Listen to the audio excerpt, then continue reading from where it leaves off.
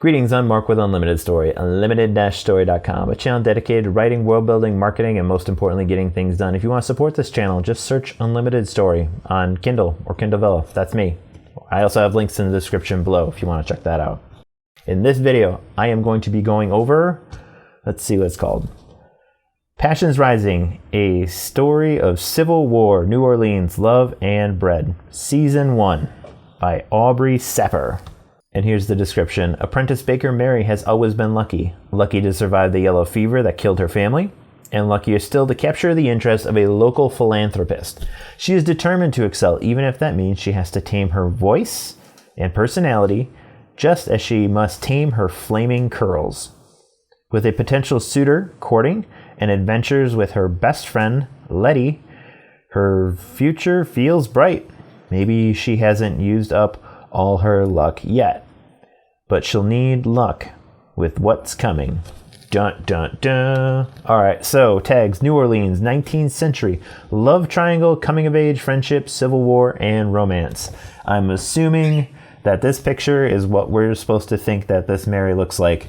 I mean, there's some bread in the background. Actually, this is a really interesting image. I like how there's like not bread in the background, but there's baking in the background. It's like there's like this explosion. Clearly, we're supposed to think that this gal is our protagonist. I mean, she's even dressed accordingly. So, hey, 5 stars just on the image alone. That's nice. That was a very good connection right there. That's great. So, let's get started. Right out of the gate, contains offensive terms used in historical context. Nice. So I have just finished reading the first 3 of Passion Rising, and I gotta say I'm impressed. There's a lot that happens in this story. I don't even really know if I'm going to be able to properly explain everything that went into it, because I'm kind of blown away. So first thing I want to say is this is not my kind of story. It's not something I read. It's not something I really enjoy. So when it gets to the point where I just say like, hey, can I recommend this? Would I continue reading it? The answer is no, because I just don't read this and I don't truly enjoy it. That said, did I enjoy reading this? Yeah, it was a pretty good read. Like, I'm very impressed. And I'll just start out by saying what I really found the most amazing was just the level of detail and intricacies involved with the story. So this is historical like fiction, but there's a lot of like apparently research and accuracy. It's all in the author notes. It's very impressive, but detail to what it was like during the time that is being referenced, location, just all that, just really, really good.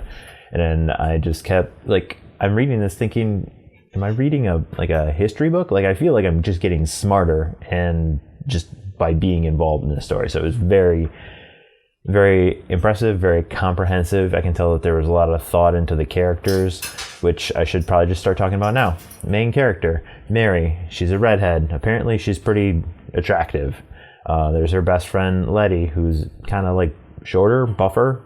And there's Arthur, who's the love interest pretty clearly. And then there's a bunch of nuns that I can't really tell the difference between. There's some other people who show up for this mix and mingle.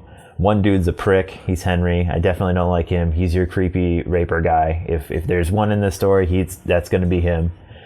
And I guess everyone else just kind of blurs together throughout this. There's some kind of fortune teller lady. I assume that I'll never see her again, or she's not going to be involved. But she may, surprise you later on. But anyway, in the first 3, essentially what happens is God, there's so much that happens. I really don't know how to break this down. So it starts out with a fly like landing in a piece of soft, like bread. And by the way, this thing is loaded with baking/bread puns. In fact, the main character just thinks about bread. Like, she gets embarrassed. She's like, think of the bread or God or something. Like, it's there's so much happening. Anyway, so story starts out bread. This fly like basically dies in it. And somehow this bread makes it through multiple chapters, but so that's Mary. She makes some bad bread. It gets donated or whatever. Her and her friend go out. They got to go buy some stuff. her friend twists her ankle. They get a ride from this Arthur dude who's apparently just the bee's knees. He takes them back to their orphanage place where, well, it's not really, it's not an orphanage. They are from an orphanage. And then they went to this place where women become, young women become women. They learn whatever they need to learn to become women. So this dude comes with them, and it's a place for just women. And somehow this dude is such a smooth talker. He's probably a bard.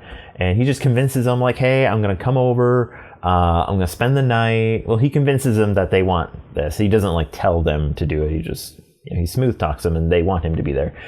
So, and apparently within like a matter of hours, like they're like, yep, we're just going to change all the rules. There's going to be suitors here. We're going to get you girls married, and life's just going to be great. And that's sort of the premise, because in chapter 3, essentially they're just having a mix and mingle, and a bunch of dudes start showing up, and things get pretty wild. I'll just say, like, raper dude, Henry is his name.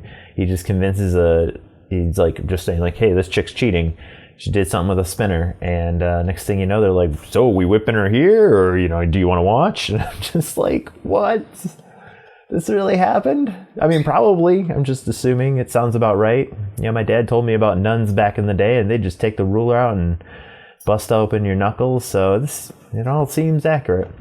So, so about this story, pretty good layout overall. I just, the way everything was explained, it was very clear. It's a good story. And I can tell that there was a ton of time spent on this. Just unbelievable amount of detail, unbelievable amount of just everything seems to really be fabulous with this. So again, is it a good story? It's great. I think it's good. If you like, what does it say?